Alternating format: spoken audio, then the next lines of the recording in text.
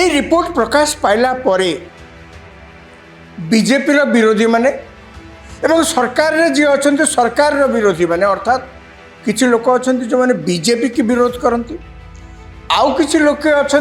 जो मैंने बीजेपी प्रति अनुरक्त किंतु सरकार को विरोध करती यही उभय गोष्ठी लोकों भितर बर्तमान देखाई से मैंने बेस कथा कथा के टिप्पणी दे कहते देखो आज्ञा सरकारटा सीना है सी कि आम मुख्यमंत्री अष्टम स्थान रहिले एवं अन्य विरोधी दल अर्थात जो मैंने सबू राजनैतिक दृष्टिकोण विरोधी अर्थात बीजेडी विशेषकर से मैंने कौन ये समय कहते जे आमर आम जो क्षमतार थलु नवीन पट्टनायक जो मुख्यमंत्री थे नवीन पट्टनायक से सब नंबर 1 होते आज्ञा सब सतटा को जाणिक लगे दि जाऊँगी इंडिया टुडे मीडिया ग्रुप तरफ जुलाई 1 रु अगस्त भितर गोटे सर्वे कराइला सारा भारत वर्ष रे सर्वेर उद्देश्य कौन था ना विभिन्न राज्य रे जो जो सरकार माने अच्छा मुख्यमंत्री मानक सेठाकार लोक माने केते पसंद कर यार ऊपर सर्वे थिला एवं से सर्वे रिपोर्ट अनुसार देखा जे ओडिशार मुख्यमंत्री मोहन चरण माझी अष्टम स्थान रे अछंती सारा ओडिशा रे विभिन्न लोक जहाँ पचरा होता ग्रुप तरफ सर्वे कराइला से सर्वे रे देखागला जिते लोक प्रश्न पचरा होता भितर 34.2 शतकड़ा 34.2 भाग लोक मोहन चरण माझी को सब माने पसंद करथिले। एक नंबर रे से दृष्टि देखा गले आसाम रा मुख्यमंत्री अछंती एवं अन्य राज्यर मुख्यमंत्री माने से अछंती मोहन चरण माझी को परे पश्चिम बंगाल मुख्यमंत्री ममता बनर्जी अच्छा यही समय सारा देश रे सबू मुख्यमंत्री भितर क्या पसंद कराऊँच बोलिक जदि एक नंबर मुख्यमंत्री क्या कहुपारे बोलिक सर्वे होता से सर्वे देखागला योगी आदित्यनाथ होती एक नंबर एवं तांको तले अच्छा ममता बनर्जी बड़ा आश्चर्य लगे सारा देश में जिते बर्तमान मुख्यमंत्री अच्छा विभिन्न राज्य रे तांको भितर जदि क्रमान्वय लेखा जाए किए भल ताठू भल क्या बेसी पसंद कर तलू जब लेखा जाए से योगी आदित्यनाथ तो प्रथम एवं तलू ममता बनर्जी किंतु निज राज्य कथा आसूची सर्वे अर्थात तांको राज्य रे तांको लोक माने तांको केते पसंद कर सी ओडिशा तले अछंती ओडिशार मुख्यमंत्री मोहन चरण माझी सेमती ओडिशार लोक माने आजिका दिन में केते पसंद कर रिपोर्ट प्रकाश पाइला परे बीजेपी विरोधी माने एवं सरकार जी अच्छा सरकार विरोधी माने अर्थात किसी लोक अच्छा जो मैंने बीजेपी की विरोध करती आउ किसी लोक अच्छा जो मैंने बीजेपी प्रति अनुरक्त किंतु सरकार को विरोध करती यही उभय गोष्ठी लोकों भितर बर्तमान देखाई से मैंने बेस कथा कथा के टिप्पणी दे कहते देखो आज्ञा सरकारटा सीना है सी कि आम मुख्यमंत्री अष्टम स्थान रहिले एवं अन्य विरोधी दल अर्थात जो मैंने सबू राजनैतिक दृष्टिकोण विरोधी अर्थात बीजेडी विशेषकर से मैंने कौन ये समय कहते जे आमर आम जो क्षमतार थलु नवीन पट्टनायक जो मुख्यमंत्री थे नवीन पट्टनायक से सब नंबर 1 होते आज्ञा सब सतटा को जाणिक लगे दि जाऊँगी से मैंने कहते 5 थर अति कम नवीन पट्टनायक एक नंबर स्थान थे अर्थात 5 थर सर्वे तो सब वर्ष हो सर्वे केवल वर्ष को थरे जो हुए ता भी नुहे वर्ष को एकाधिक थर सर्वे हुए यही सर्वे ओडिशा रे यही जो जुलाई 1 तारिख रु अगस्त 15-14 भितर जहाँ सर्वे ता पूर्वर यही वर्ष आहरी भी सर्वे से अलग कथा मोर कहवा कथा जे से मैंने कहते नवीन पट्टनायक लोकप्रिय थे से तुलन देखा गले मोहन चरण माझी लोकप्रियता है तांकर कमी जाउची सरकार दुर्बल सरकार किसी लोकप्रिय सरकार बोल जिते जहाँ दाबी कर नुहे माने कहवाई गोटे जमी बाहाना मिले लोक जमी गोटे बाहाना खोजती कहवाई ये बर्तमान परिस्थिति से नवीन पट्टनायक आगे 24 वर्ष शासन में थे 24 वर्ष भितर प्रति वर्ष जिते जिते सर्वे सब कराई अन्य राज्यर मुख्यमंत्री माने तांको लोकंठू अधिक तांको लोक तांको कहते सबुठ मोस्ट पपुलार बोली से कहते सेतबेले नवीन पट्टनायक ओडिशा रे कहीं 1 नंबर तो हो पारे 24 वर्ष अवधि भितर नवीन पट्टनायक 5 थर सर्वे रे देखा जाइए जे ओडिशार लोक माने नवीन पट्टनायक सबुठ पसंद योग्य बोलिक से कहते 5 थर आज्ञा 24 वर्ष रे 5 थर ये तो 1.5 वर्ष है सरकार आसी मोहन चरण माझी तो एवं केवल सेतिक नुहे आहरी आपको जो तर्जमा करा जाए मोर मन अच्छी जो नवीन पट्टनायक 1 नंबर मुख्यमंत्री बोलिक इंडिया टुडे सर्वे रिपोर्ट बाहर अनेक ताकू समालोचना करते सोशल मीडिया अनेक समालोचना तार कराला कौन समालोचना कराला समालोचनार जहाँ सब विषय थिला ता भितर अन्यतम विषय थिला आज्ञा नवीन पट्टनायक को जदि 1 नंबर मुख्यमंत्री बोलिक कौन सर्वे कहला बर्तमान से सर्वेर ऑथेंटिसिटी कौन से सर्वे केते विश्वास योग्य ता ऊपर मध्य प्रश्न उठी पारे स्वाभाविक ए प्रकार आलोचना मध्य हेइतला एबे मध्य आलोचना होची एबे मध्य आलोचना होची जे मोहन चरण माझी 8म स्थान रे रहिले केमिति एटा हला ताको मध्य प्रश्न उठाउची बर्तमान देखा जाऊ मो जेतेबेले नवीन पट्टनायक मुख्यमंत्री थिले समस्ते कथा देखछन गोटे गोटे नुआ कथा किछि नुहे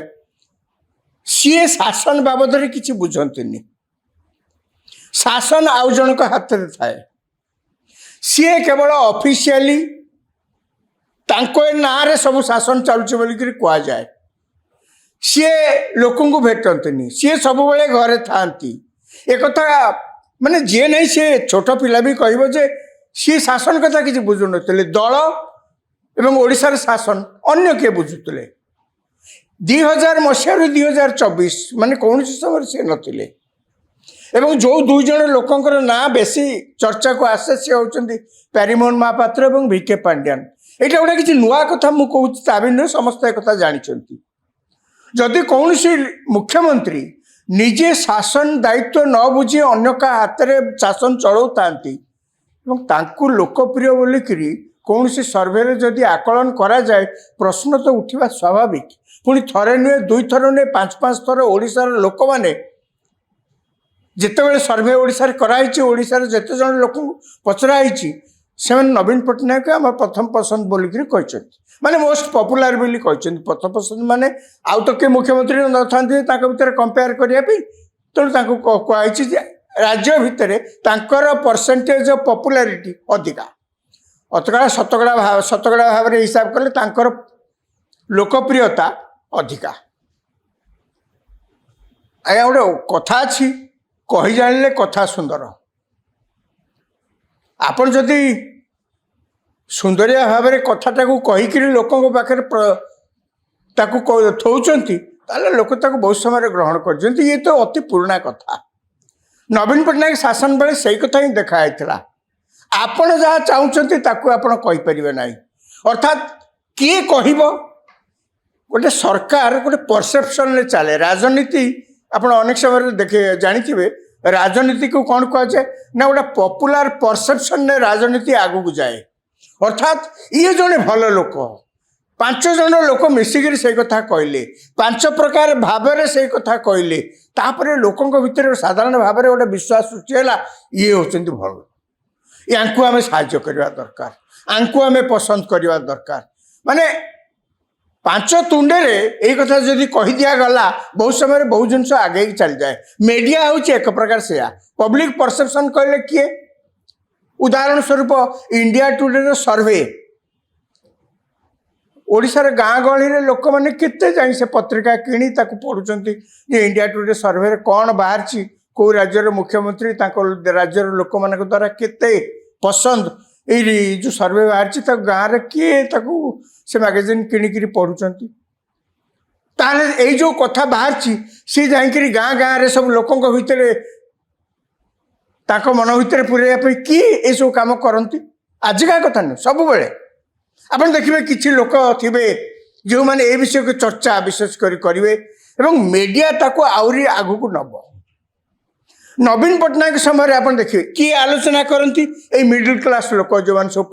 पाठशाठ पढ़ी था चाकरी बाकरी कर सहर में रोच ଗାଁରେ ରହୁନାହାନ୍ତି, ସହରରେ ରହୁଛନ୍ତି, ସେମାନେ ନିଜେ ସବୁ ଶିକ୍ଷିତ। ଆପଣ ଦେଖିବେ ତାଙ୍କର ଭିତରୁ ଅନେକ ଲୋକ ଥିବେ ଏଇ ବିଷୟରେ ସବୁ ଚର୍ଚ୍ଚା କରିବେ। 1 ନମ୍ବରରେ ଇଏ ଆସିଲେ, 2 ନମ୍ବରରେ ଇଏ ଆସିଲେ, 8 ନମ୍ବରରେ ଆଜ୍ଞା ଇଏ ଆସିଲେ, এই বিষয়ে চর্চা করবে এবং সেই চর্চাটাকে আউরি গাঁ গহଳରେ ভেদাইবা ପାଇଁ କିଏ ଏସବୁ କାମ କରନ୍ତି? ମିଡ଼ିଆ, ଖବରକାଗଜ ବଡ଼ ବଡ଼ ଅକ୍ଷରରେ ସବୁ ବାହାରିବ ହେଡ଼ଲାଇନ୍ ଏଇ ମୁଖ୍ୟମନ୍ତ୍ରୀ 1 ନମ୍ବର, ମୁଖ୍ୟମନ୍ତ୍ରୀ ଆମର 8 ନମ୍ବର ଇତ୍ୟାଦି ଇତ୍ୟାଦି ସବୁ ବାହାରିବ। ଟେଲିଭିଜନ ଚ୍ୟାନେଲ ସେ ବିଷୟରେ ଆଲୋଚନା କରିବେ, ସେ ବିଷୟ ଖବର ମଧ୍ୟ ପ୍ରସାରଣ କରିବେ, ଏସବୁ ଚାଲିବ। କିନ୍ତୁ ପ୍ରକୃତରେ ଦେଖିଲେ ବହୁତ ସମୟରେ ଆପଣ କାମ କରିଥିଲେ ବି, ଆପଣ କିଛି ଗୋଡ଼ ଉଠେଇକିରି କିଛି ବାଟ ଚାଲିଥିଲେ ବି ଅନେକ ସମୟରେ ସେଟା ଦୃଷ୍ଟିରେ ଆସୁନାହିଁ, ସାଧାରଣ ନଜରରେ ଆସୁନାହିଁ। କେମିତି ଆସୁନି? ଧନ୍ୟବାଦ। ଜଣେ ପଚାରିବ ଯେ ଏଇ ସରକାର 1.5 ବର୍ଷ ଧରିକିରି ଆସିଛି, ଆଜ୍ଞା ନବୀନ ପଟ୍ଟନାୟକଙ୍କ ସରକାରକୁ ତ 24 ବର୍ଷ ଆମେ ସମସ୍ତେ ଦେଖିଛେ।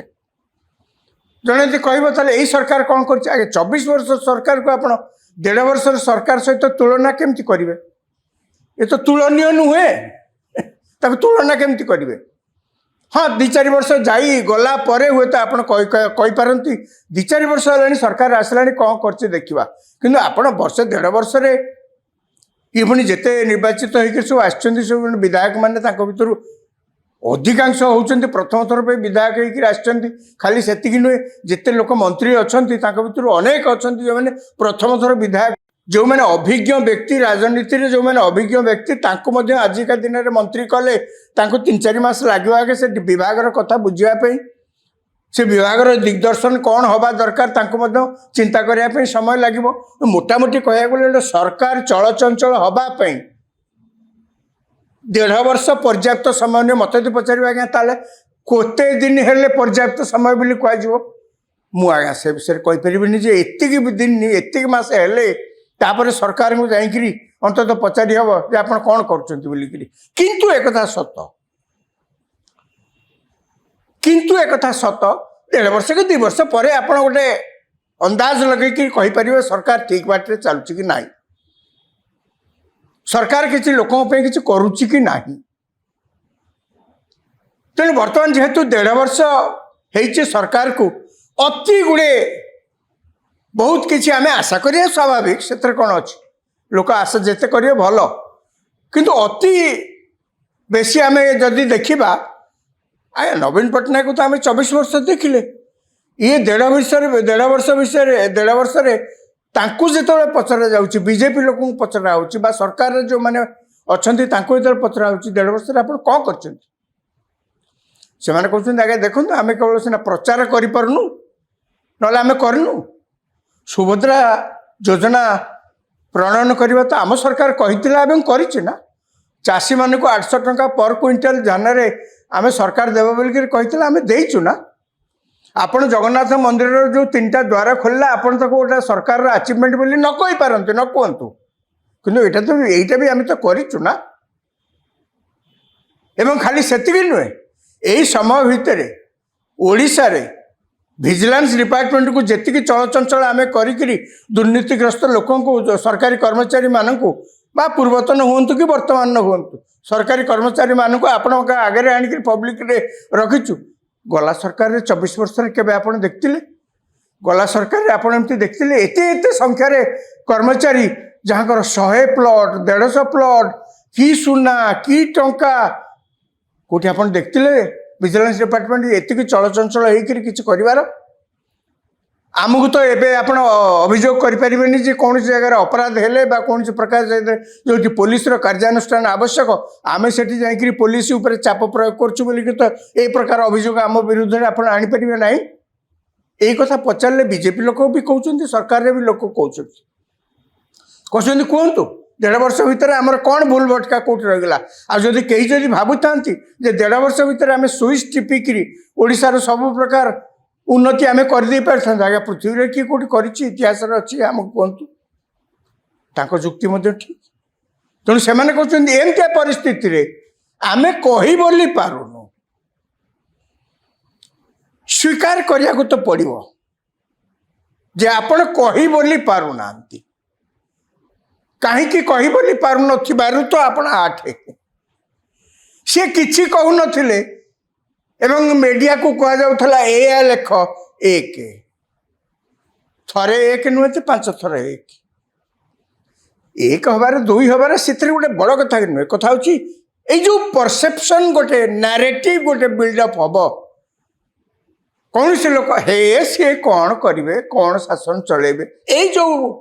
କିନ୍ତୁ ପ୍ରକୃତରେ ସେ ଯେ ଏତେ କାମ କରୁଛନ୍ତି କାହିଁ ତାକୁ ତ କେଇ ଦିନ ଆଲୋଚନା କଲେନି ଆହୁରି କାହିଁ ଅଧିକା ହେଉନି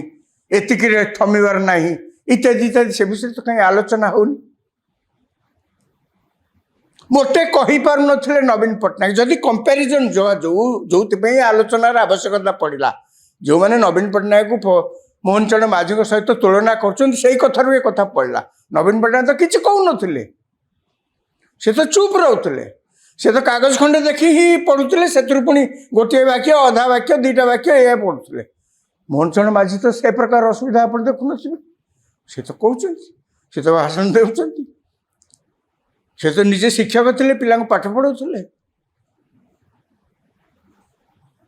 ତେଣୁ ଏଇ ଯେଉଁ ସର୍ଭେକୁ ଯେତେ ଯାହା ପଛେ ଅନ୍ୟମାନେ କୁହନ୍ତୁ ପଛେ ଯେ ୟାର ସ୍ୱଚ୍ଛତା ନେଇକିରି ସର୍ଭେର ସ୍ୱଚ୍ଛତା ନେଇକିରି ଅନେକ ମଧ୍ୟ ସନ୍ଦେହ ପ୍ରକାଶ କରନ୍ତି କିନ୍ତୁ ଇଏ ମଧ୍ୟ ଏକଥା ସ୍ୱୀକାର କରିବାକୁ ପଡ଼ିବ ଗୋଟାଏ ସୂଚନା ଗୋଟେ ସରକାର ବାବଦରେ ଗୋଟେ ଶାସନ ବାବଦରେ ପବ୍ଲିକ ଫିଲ୍ଡରେ ଥିବା ଲୋକଙ୍କ ବାବଦରେ ଇଏ ଗୋଟାଏ ଚୁମ୍ବକୀୟ ସୂଚନା ଅନ୍ତତଃ ଦେଉଛି। ଇଏ ଯେ ସବୁଠୁ ଶେଷ କଥା ତାକୁ ମଧ୍ୟ ଭାବିବା ଭୁଲ। ଯଦି ଶେଷ କଥା ହେଇଥାନ୍ତା 2000 ପୂର୍ବରୁ ଯେତେ ଜାଗାରେ ସବୁ ନବୀନ ପଟ୍ଟନାୟକର କଥା ଅଛି ତାହେଲେ ତ 2024ରେ ସେ ତ ବି ପୁଣି ମୁଖ୍ୟମନ୍ତ୍ରୀ ହେଇଥାନ୍ତେ ସେ ନିର୍ବାଚନରେ ଜିତିକିରି କାହିଁ ସେ ତ ହେଲେନି। ଆପଣ ଦେଖନ୍ତୁ କୋଭିଡ୍ ସମୟରେ ସିଏ ହେଉଛନ୍ତି ରାଜ୍ୟର ସବୁଠୁ ଲୋକପ୍ରିୟ ମୁଖ୍ୟମନ୍ତ୍ରୀ। ଆଜ୍ଞା କୋଭିଡ୍ ସମୟରେ ସେତେବେଳେ ମଧ୍ୟ ମୋର ମନେ ଅଛି ଅନେକ ଚର୍ଚ୍ଚା ହେଲା ଆଜ୍ଞା କୋଭିଡ୍ ବେଳେ ତ କେହି ଘରୁ ବାହାରୁନାହାନ୍ତି ସମସ୍ତେ ତ ଘର ଭିତରେ ଅଛନ୍ତି ୟା ଭିତରେ ମୁଖ୍ୟମନ୍ତ୍ରୀ 1 ନମ୍ବର ପସନ୍ଦ ହେଇଗଲେ ହେଲେ ଆଉ ତାକୁ ଆଉ କିଏ କ'ଣ କହିବ କାହିଁକି ହେଲେ କେମିତି ହେଲେ କ'ଣ ହେଲେ ଏ ପ୍ରଶ୍ନ ପଚାରିବାକୁ କ'ଣ ଅଛି। କିନ୍ତୁ ମୋଟାମୋଟି ମୋର କହିବା କଥା ଯେ এই ସର୍ଭେର ସ୍ୱଚ୍ଛତାକୁ ନେଇକିରି ଯିଏ ଯେତେ ପ୍ରଶ୍ନ କରୁନା କାହିଁକି କିଛି ତ ସୂଚନା ତା ଦେହରୁ ମିଳେ ଏବଂ ଯାହା କିଛି ଆମମାନଙ୍କୁ କିଏ କ'ଣ କେମିତି କେଉଁ ବାଟେ ଯାଉଛି ଦେଶକୁ ନେଉଛି ଶାସନକୁ ପରିଚାଳିତ କରୁଛି ତାର ଗୋଟେ ଚୁମ୍ବକ ସୂଚନା ଆମ ସମସ୍ତଙ୍କୁ ମିଳେ। ଆଗକୁ ଦେଖିବା ପୁଣି ସର୍ଭେ ହେବ ସେ ସର୍ଭେରେ ଲୋକମାନେ କ'ଣ କହୁଛନ୍ତି ସେତେବେଳେ ଜଣାପଡ଼ିବ।